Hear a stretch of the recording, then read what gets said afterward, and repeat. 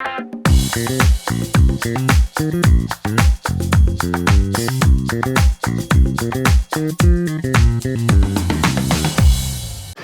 Colorado Realtors. I'm Scott Peterson. Thank you for joining me for another stateside edition of Legal Bites.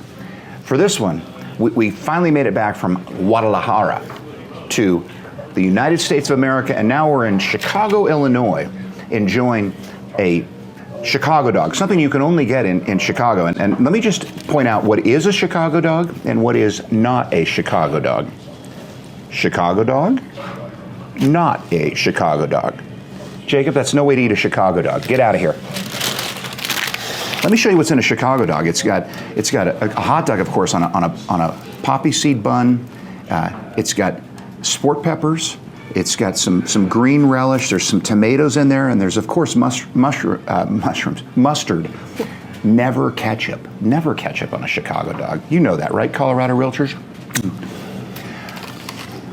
On today's edition of Legal Bites, we're going to be talking about loan deadlines.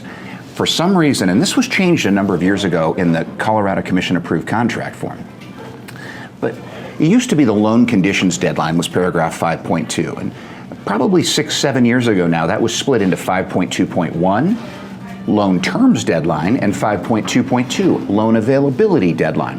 Now, these aren't terribly complicated, but one of the reasons I do New Legal Bites is because I see an uptick in calls on the Car Legal Hotline, and I know there's an opportunity to have a bit of a discussion about the issue that I'm getting. And in this case, it's confusion again, and it's resurfaced for some reason over the last several months about the loan availability deadline.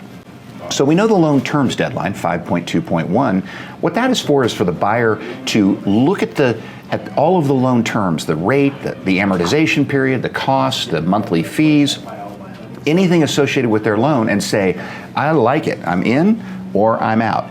In the buyer's sole subjective discretion, they can consider all of their loan terms. And that deadline is their opportunity to terminate the contract if they don't like their loan terms. Once that terms deadline is gone, what they're left with is a loan availability deadline. And loan availability deadline is generally going to be probably the last deadline that the contract's going to have in it. Loan availability. What the loan availability deadline is really intended for is to provide the buyer with an opportunity to go through the loan underwriting process and for the lender to decide that the loan is available to the buyer or it's not available to the buyer. And if the loan is not available to the buyer has an opportunity to terminate the contract based on the unavailability of the loan and obtain their earnest money back in that case, because the loan is not available. The thing with loan availability, though, that you have to be careful of as a buyer under contract is, ever since the mortgage crisis, when there were all kinds of federal guidelines, Dodd-Frank and the SAFE Act and all of the TRID guidelines that got put into place, a federally related mortgage lender has to issue a loan estimate, an LE document, within 3 days of a borrower making application. And that LE document is supposed to look very similar in terms of all of the terms to the closing disclosure, the CD document, which is essentially the settlement statement that's generated at the end. And a lender isn't really allowed to mess with changing in any substantive form any of those loan terms that were generated on the estimate, between the estimate and the closing disclosure. And they're really responsible for delivering that. The only reason that a lender could pull that off the table would be, let's say there's some change in the borrower's financial circumstances, like they lost their job, they got fired, or they quit their job. Maybe they did something where they took on a whole bunch of new additional debt. They purchased a car and they changed their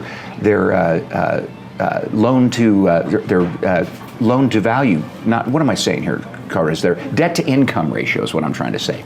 They did something to change their debt to income ratio. Or maybe there was undiscovered maybe child support payments or other financial commitments that the borrower didn't think about or originally disclose to the lender in their application, and that had an impact on the availability of the loan. But short of some pretty unique circumstances, a lender really is responsible for actually closing on the loan that they offer to a borrower under that loan estimate document. And so loan availability is a very tenuous thing for a borrower to rely on in terms of their ability to actually terminate the contract and get out of that contract with their earnest money returned back to them. So be cautious as you're working with your buyer and make sure they understand the important distinction between the loan terms deadline, which is really a very broad subjective ability for a buyer to consider anything about their prospective loan, versus the loan availability, which is going to be more narrowly focused on the lender's underwriting and the unavailability of that loan ultimately to the borrower. Now, with that, I'm going to get to eating my Chicago dog and the pickle on top. Sport peppers, no ketchup, sport peppers. Wonderful seeing you here, Colorado Realtors, in beautiful, lovely Chicago. It's a little overcast today, and it's going to be muggy out there, I think.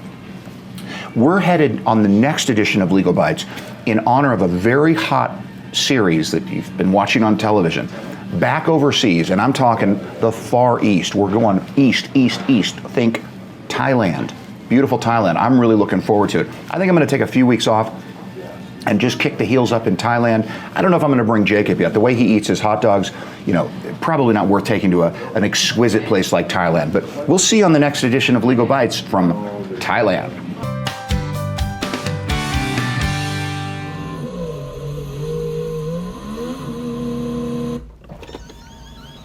I'm off to the Chicago street races, trying to get on Michael Jordan's team.